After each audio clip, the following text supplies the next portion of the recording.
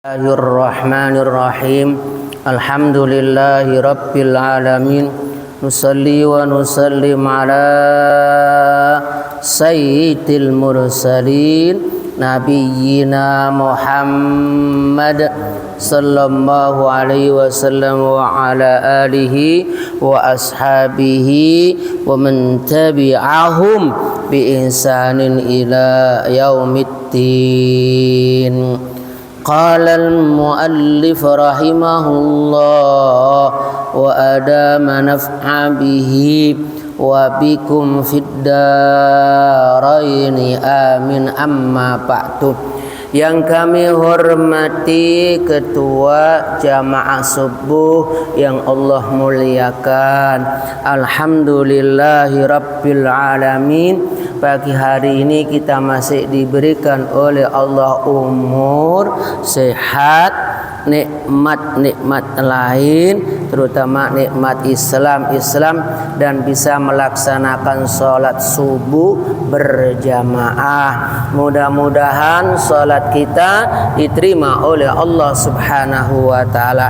Ilmu yang kita pelajarin pagi hari ini, mudah-mudahan Allah berikan ilmu yang bermanfaat. Salawat dan salam kita sampaikan kepada Nabi kita Muhammad sallallahu alaihi wasallam, keluarga, sahabat dan para pengikut-pengikutnya hingga yaumil qiyamah. Hadirin, kita buka dengan suratul Fatihah. Ila hadratin nabiyil mustafa Muhammadin sallallahu alaihi wasallam wa ila hadal muallif walana al-Fatihah. Bismillahirrahmanirrahim. Alhamdulillahi rabbil alamin arrahmanir rahim. Iyyaka na'budu wa iyyaka nasta'in.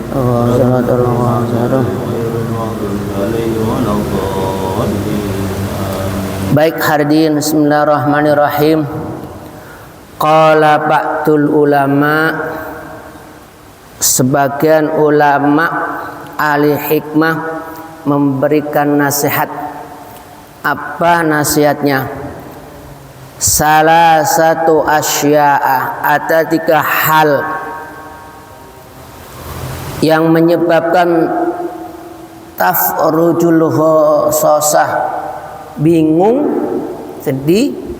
Namun kalau dibarengin dengan 3 hal, insya Allah kesedihan hilang. Pengen Pak ya, kita ini banyak problem. Wah, habis bangun tidur problemnya badan gak enak, baru bingung, macam-macam di rumah, keluar, pokoknya mana. Dan memang begitu itu Bapak. Di dalam Al-Quran, khuliqal insanu halu'ah, manusia diciptakan oleh Allah penuh dengan keluh kesah. Oh Pak, keluh kesah. Nggak begitu itulah. Ya. Tapi subhanallah, Allah berikan apa keislaman, keimanan, insya Allah itulah yang bakal menjawab. Ya. Nah, kesedihan itu bisa, insya Allah bisa hilang. Maka melakukan apa pertama? Dzikrullahi ta'ala bi ayyi sighatin kana. Ialah dengan banyak-banyak zikir kepada Allah. Tuh Pak, zikir kepada Allah dengan kalimat apa saja yang apal. Di sini dijodohkan kalimat la ilaha illallah wa la haula wa la quwata illa billah. Apalkan Pak ini Pak ya. La ilaha illallah la haula wa la quwata illa billah. Disuruh banyak-banyak tuh Pak. Makanya kalau orang yang punya keimanan, ketika menghadapi kebingungan itu, kalimat itu yang dibaca. Tapi amat salah untuk menghilangkan keperukan. Nah, apa? Minum. Dikirain bisa hilang, minum obat. Enggak. Ya, sampai sekarang juga nggak nemukan hadis, nggak menemukan ucapan ulama, perkataan ulama kalau pusing, wah nyekek botol, minum obat, kayaknya gimana enggak? Tapi selalu dinasihatkan adalah suruh banyak kalimat-kalimat la ilaha illallah, la ilaha illallah. Tentu ketika itu ucapkan dengan sepenuh hati. Ya. 1, 2. Kenapa kok pusing? Kenapa kok repot? Ini saya bisa ngomong ini Bapak. Sama-sama kita praktek. Banyak keinginan, banyak ngikutin hawa nafsu, pengen ini, pengen itu, kepengin ini, nggak nyadarin kalau dirinya tidak ada kemampuan untuk diri sendiri. Belum lagi ada tekanan, ya Pak ya. Iya, kita punya keluarga tuh, Pak, Pak ini istri, ini itu. Semuanya banyak keinginan, akhirnya apa pusing, kemampuan kita nggak ada, dia nggak nyadarin. Tuh, nah oleh karena itu Bapak, di sini ulama tersebut memberikan, yuk sama-sama banyak-banyak zikir kepada Allah, la ilaha illallah, ataupun istighfar, astaghfirullahaladzim. Kata baginda Nabi dalam keterangan alim, basahi lesanmu dengan kalimat-kalimat yang baik. Itu Bapak mohon maaf itu Pak, ketika Pak Ustadz ngojek, Bapak ngojek, kira-kira saat ngojek itu konsentrasi benar? Iya, tapi kalimat zikir enggak kita umumnya Saya ini pengalaman barangkali sering saya lakukan ketika saya ngajar di daerah Tambak, Matraman, Manggarai situ Pak. Lupa gak zikir. Biasanya sering baca hasbunallah ni'mal wakil ni'mal maula wa ni'man nasir. Kalau itu nggak baca. Apa yang terjadi Bapak? Baru masuk itu daerah lampu merah. Hotel apa di situ itu Pak? Pas apa? Golden merah. Yang di kapal laut itu kan, kantor kapal laut gitu Pak ya. Mana itu? Malabar apa itu? Merah. Mau dideket itu Menteng situ merah. Terus sampai terus masuk ke UI merah. Ya Allah. Terus itu perangkap merah. Dalam hati apa ini gimana? Ingat astagfirullahaladzim. Lamun gak dikir. Udah enggak. Nah suatu hari sering aku bilang alhamdulillah zikir perlu Bapak. Alhamdulillah. Jadi apa namanya kurang dikit lagi merah, lampang lurus itu Pak. Wallahu a'lam. Adalah barokah kita berzikir. Demikian pula kalau kita kemana-mana, insya Allah kalau zikir insya Allah. Orang ke pasar, ibu-ibu pusing bener nggak? Bingung. Apa yang saya beli itu? Cobalah bilangin pada istri kita atau anak kita ke pasar, zikirlah, insya Allah akan dimudahkan. Apa yang kita tuju, apa namanya bisa. Karena kita nggak zikir, ya kita keinginan ada keinginan itu loh. Itu kan tadi saya bilang ke pasar bingung. Saya juga ke berangkat kerja untuk ngajar di sana itu bingung gimana perjalanan ini itu. Tuh, itulah hikmah dan banyak lainnya. Benar apa enggak wallahu alam. Ya, orang berangkat kerja ya dipanggil sama bosnya.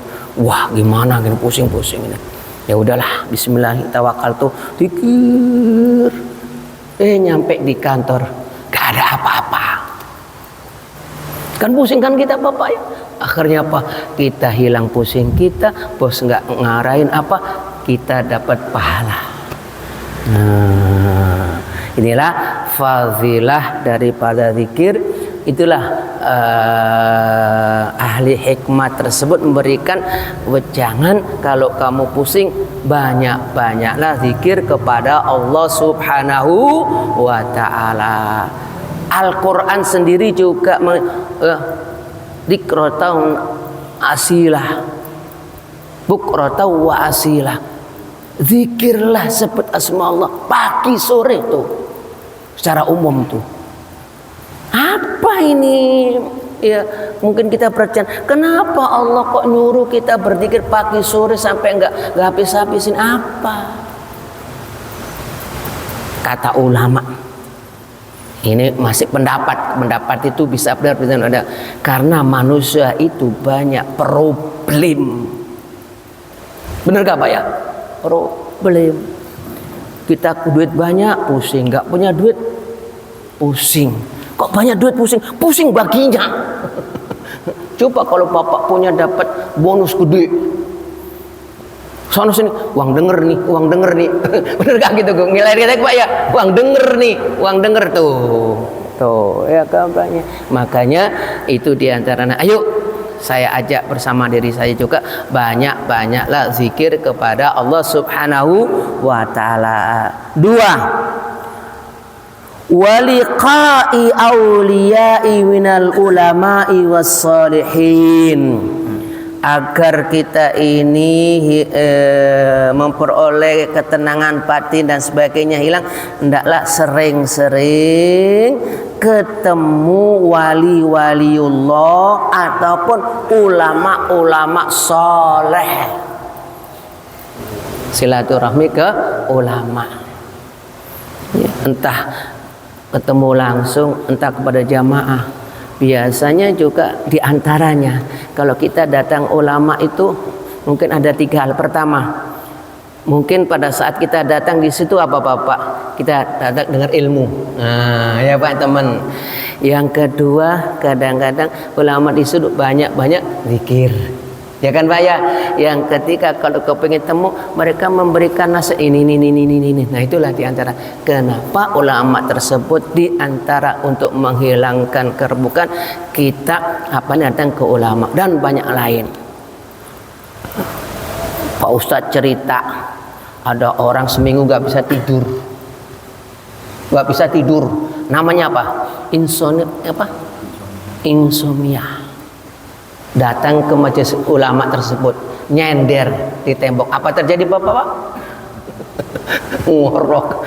Dia cerita, ya Allah, saya seminggu nggak bisa tidur. Duduk dengerin ulama, masya Allah bisa tidur setengah jam. Ya kan berarti tubuh kita kan mengistirahatkan diri. Tuh barokahnya tuh datang ke ulama. Ya Pak ya, hanya nggak bosan-bosan ulama soleh ya. Siapa didengar sono sini ya. Ini Pak Ustadz kita rajin ke Aba Anom ya Pak Ustadz ya, zikir apa namanya, tadkur ghafilin itu ada namanya zikir tanbilu ghafilin, ada itu apa tadkir nyebut ghafilin, lupa, jadi tidak diajak kembali ya, lupa. Hati kita itu jangan sampai hilang lupa ingat kepada Allah. Terakhir yang ketiga, agar kerupakan hilang, di sini disebut wa kalamul hukama'i. Lagi sering-seringlah dengar ialah nasihat-nasihat para ulama. Almarhum Zainuddin ya, MZ Allah yarhamhu, walaupun sudah meninggal, di YouTube-nya masih dengar Bapak. Saya dengar iya, walaupun itulah masya Allah orang meninggal masih memberikan nasihat. Termasuk kitab ini kan orangnya sudah meninggal ini Pak, tapi masih masya Allah ilmu dengar itu. Kenapa? Dengan mendengar kalimat-kalimat yang disampaikan ulama tersebut, tenang hati kita, adem kita ini Pak ya, adem. Kenapa? Mereka menyampaikan penuh keikhlasan. Ulama siapapun kita dengar YouTube, tapi jangan dengar ceramah yang bikin serak. Saya juga kadang-kadang itu, ini ngomong begini dibantah ini, ngomong begini bantah begini. Jangan cari yang begituan, yang adem-adem. Ada juga ulama yang boleh nggak Ustadz yang banyak ketawanya? Boleh. Ya ada ceramah yang banyak ketawanya, kok kelawak? Bapak, tadi saya bilang kita ini banyak problem. Karena banyak problem nggak bisa ketawa, bener gak Pak ya? Mulut kita begini bener Pak ya, asem gitu itu, bener gak Pak ya? Ya, nah dengar sedikit candaan begitu, ketawa. Itu Gus Baha itu kan, ya Allah ceramahnya bikin bayatan. Ada ustadz lagi itu, apalagi yang gaspol itu, siapa nama gaspol? Siapa itu Pak? Dasar Latif. Ulama itu. Kenapa? Kita umumnya banyak problem di rumah, problem ya keluar. Makanya kenapa ibu itu senang piknik daripada bapak? Wah, istri kita kalau diajak piknik, apalagi gratis, berangkat. Kenapa? Di rumah banyak problem. Benar gak Pak ya? Dengan anak, dengan istri, dengan pekerjaan, dengan cucian, dengan masakan, dengan baju setrilikaan, cucian, problem keluar dia. Kenapa? Hilangin. Itu Bapak yang dimulakan Allah. Dengerin kalimatnya memang ia sengaja dibikin begitu. Kayak lawak. Bukan karena lawak, mau kita nggak denger lawak kok ngelawak. Ya itu kan pendapatmu. Boleh dong gitu. Benar gak Pak ya? Banyak problem. Nah itu Bapak, sekali lagi ada 3 hal. Sebelum bukan 3 hal, ini nasihat ngasihkan. Ayo kita banyak-banyak zikir kepada Allah. Kemudian kita berada di majelisnya ulama yang ketika dengerin kalimat nasihat ulama. Itu Bapak, mudah-mudahan bermanfaat. Rabbana atina fid dunya hasanah wa fil akhirati hasanah wa qina adzabannar. Wa sallallahu ala sayyidina Muhammad walhamdulillahi rabbil alamin. Assalamualaikum warahmatullahi wabarakatuh.